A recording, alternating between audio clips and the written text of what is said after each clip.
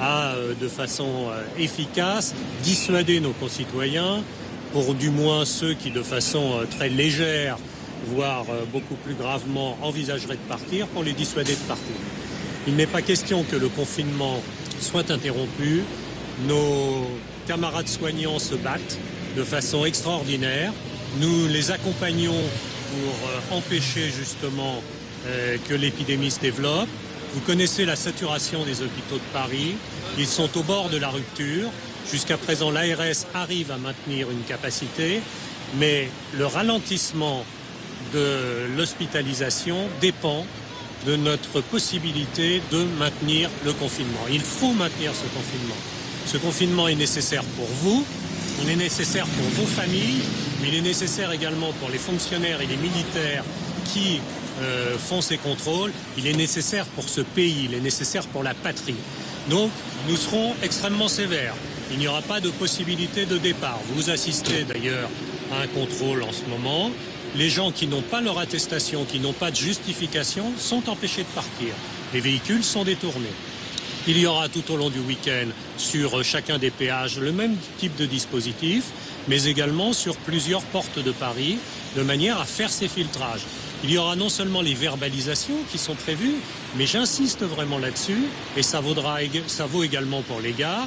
Il y aura une impossibilité de monter dans les trains ou de continuer son trajet en voiture s'il n'y a pas des justifications. Voilà, je veux être très ferme en la matière, car il s'agit d'un sujet, depuis plusieurs semaines, d'intérêt général. J'ai pris toute une série de mesures tout au long depuis le début de cette crise. Ces mesures visent à empêcher les promenades sur des lieux emblématiques dans Paris, les quais, les jardins, mais également les bois, tout au long des lacs des bois. Et nous continuons ce travail de confinement, ce travail de pression pour faire en sorte qu'il soit efficace et surtout qu'il y ait des résultats dans les hôpitaux. C'est très simple.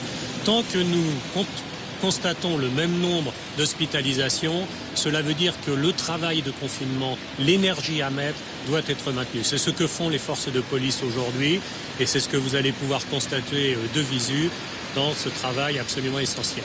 8277 fonctionnaires et militaires seront mobilisés tout au long du week-end pour assurer cette présence et pour assurer ces contrôles.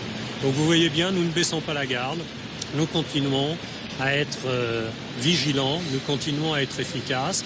Et pour ceux qui échapperaient à nos contrôles sur Paris et l'Île-de-France, ils rencontreront tout au long de leur trajet d'autres forces de police, d'autres forces de gendarmerie en cours de trajet et sur leur lieu d'arrivée.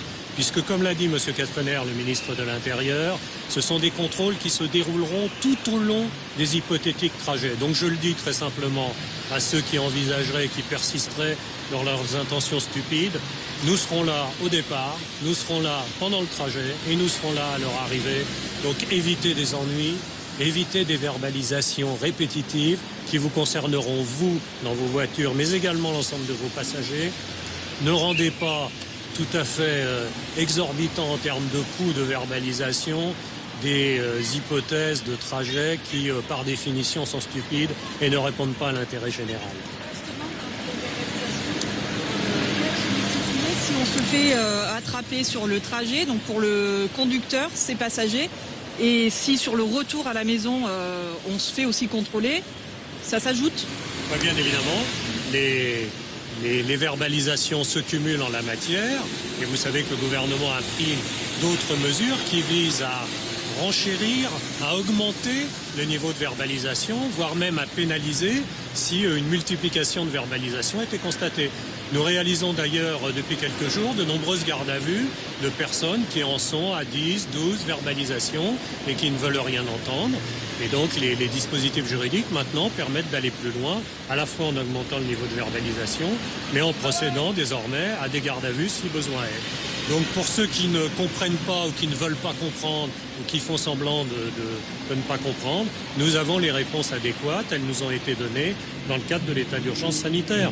Mais le plus simple est quand même de faire appel au bon sens et de faire appel à la responsabilité.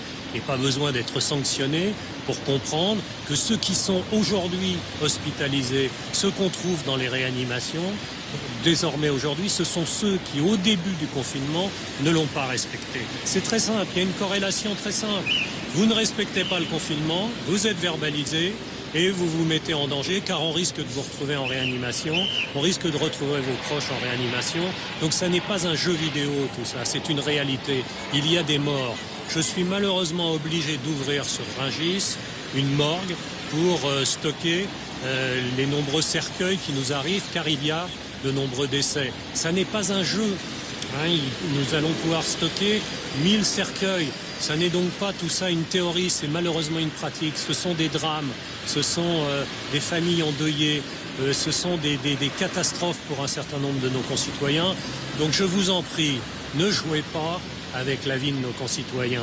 Et ceux qui vraiment persisteraient à le faire, je serai là, nous serons là, nous, la police, la préfecture de police, pour vraiment sanctionner ceux qui auront des comportements irresponsables et je peux dire des comportements qui font honte à l'ensemble du collectif que nous formons dans la lutte contre la maladie. Ce dispositif est valable et mis en place jusqu'à quand?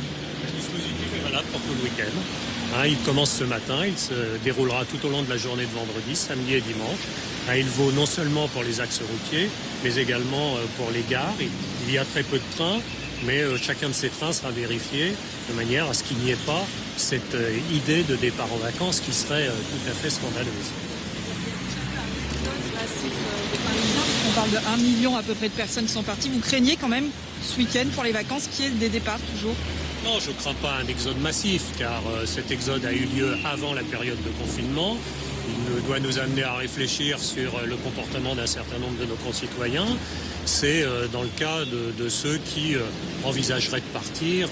Je ne crois pas qu'ils seront très nombreux, mais je pense qu'il y en aura. Oui, il y en aura. Ça ne sera pas un exode, mais je ne veux pas qu'ils pensent que les choses vont pouvoir se faire.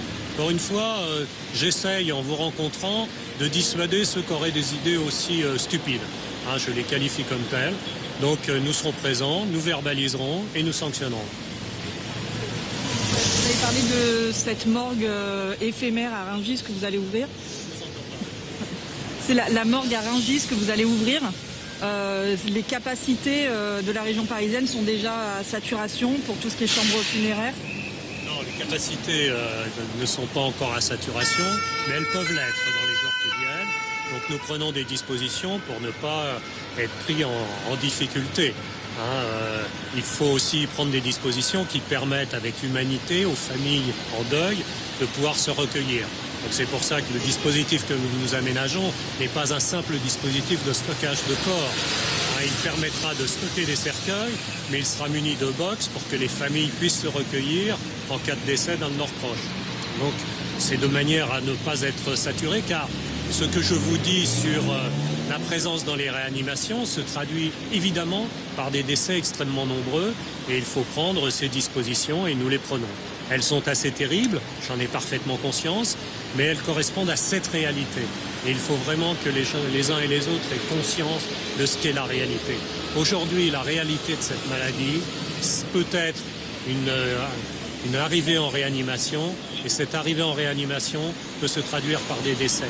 Donc ne jouez pas avec votre vie, ne jouez pas avec la vie de vos proches, ne jouez pas avec la vie des concitoyens de ce pays et avec la vie de tous ceux qui essayent de vous protéger. Les soignants, mais également les policiers et les gendarmes, car vous jouez avec la vie de l'ensemble de ceux qui servent le pays, vous jouez avec la vie de ceux qui veulent sortir du confinement, et chaque personne qui rompt le confinement le rend encore plus long, car il est une possibilité de contamination. Merci. On va aller voir, si vous voulez bien, le dispositif.